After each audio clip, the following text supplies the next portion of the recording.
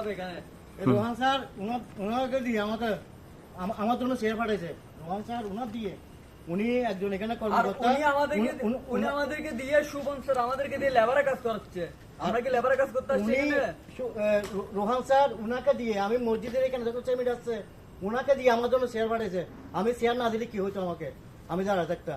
কিন্তু এটা আমি ওনার যেটা শ্রদ্ধ করছে আমাকে, আমি সারা জীবন মনে রাখবো, সারা জীবনে মনে রাখবো। এখন রোহান স্যার থাকলে আমরা যদি বলো 24 ঘন্টা মারি কেনার জন্য আমরা তাও করবো, কিন্তু শুভন এই স্যার যে নেশাগ্রস্ত লোক উনি যদি এখানে থাকে আমরা কেউ চাকরি করবো না।